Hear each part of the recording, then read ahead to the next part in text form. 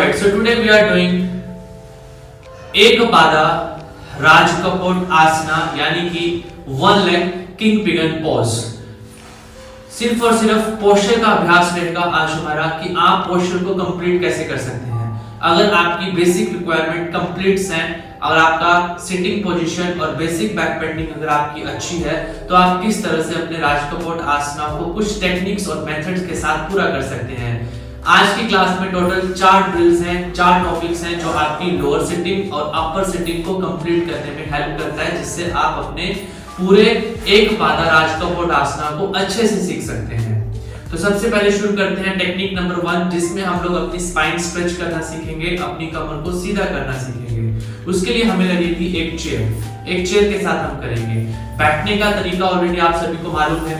आप अपने कपोट आसना में बैठेंगे, घुटना वी शेप में अंदर की तरफ बेंड होगा, बैक लेग आपका स्ट्रेट होगा, चेयर से थोड़ा सा पीछे हट के आपको बैठना है और दोनों हाथ आपने अपनी कुर्सी के बिल्कुल सामने रखने हैं इस तरह से, ताकि आप अपनी बैक को इस तरह से डीप स्ट्रेच कर सकें पीछे की तरफ। 1 2 3 एंड 4 इस तरह से डीपली स्ट्रेच करना है, सामने की तरफ देखना है, एल्बो सीधी करने की कोशिश करनी है और अपनी कमर को जितना हो सके उतना बेंड करते हुए ऊपर छत को देखने की कोशिश करनी है आपने ऐसे।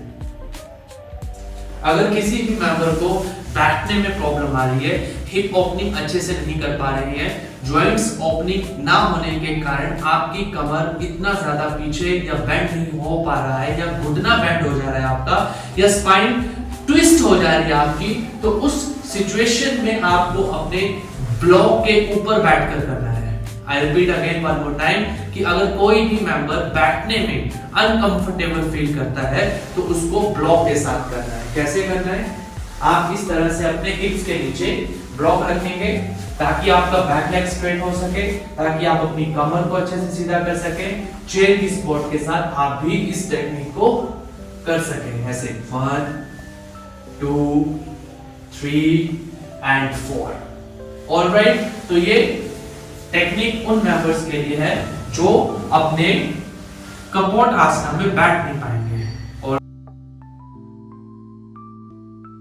Technique number 2, set number 2, sequence number 2। जैसे आपने सीक्वेंस नंबर 1 में देखा कि हम किस तरह से चेयर की हेल्प से अपनी अपर बॉडी को स्ट्रेच कर रहे हैं, ठीक है, वैसे ही अब आप अपनी लोअर बॉडी को भी स्ट्रेच करेंगे चेयर की हेल्प से। अपने पोस्चर में, पोस्चर का जो आकार है आपका एक पादा राज कपोट आसना का, उसमें बैठकर पोस्चर का आकार कैसा है, आपको आपका बैक लेग बेंड करना है। Now we are doing lower side, lower stretching. उसके लिए आपको क्या करना होगा? सबसे पहले आपको पोस्चर के आकार में बैठना है, ठीक है। Bend your back leg and lock your ankle with your chair, ठीक है। ये ऐसे, ये आपको अपना एंकल बिल्कुल चेयर के साथ लॉक करना है and spine straight in front side. Maximum go inside.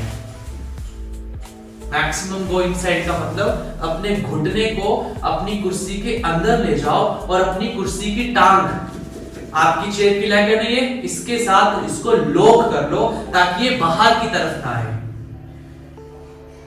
समझ रहे हो? बहुत सारे मेंबर्स हमारे ऐसे हैं जिनका घुटना ऐसे आता है बाहर को, तो आपका घुटना बाहर ना आए इसलिए क्या करना है आपको?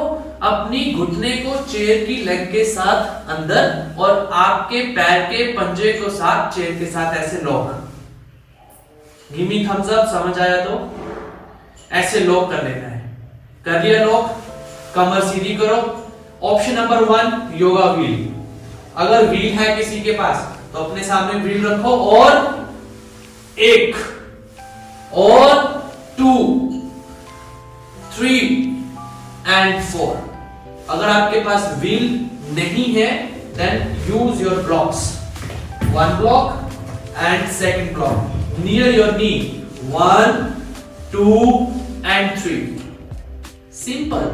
अगर आपने एक ब्लॉक अपने हिप्स के नीचे रखा है तो एक ब्लॉक के साथ करोगे ऐसे आप। 1 2 एंड 3।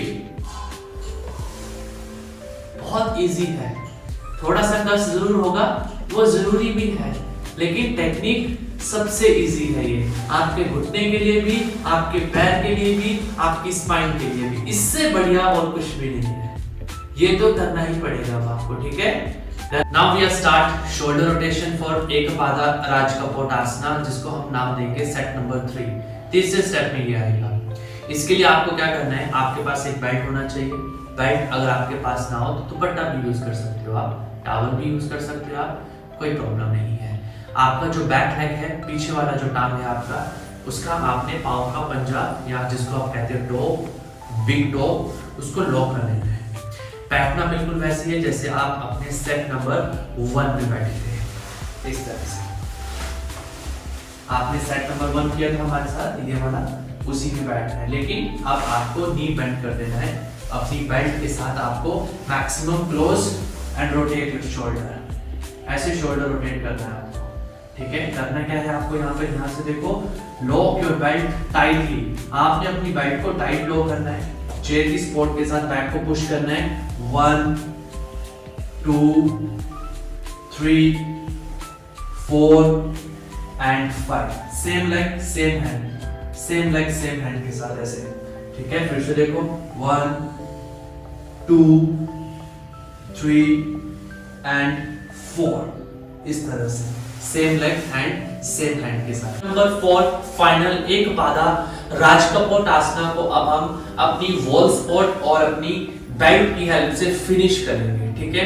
इसके लिए आपको क्या करना है, सबसे पहले आपको अपनी टो को लॉक करना पड़ेगा।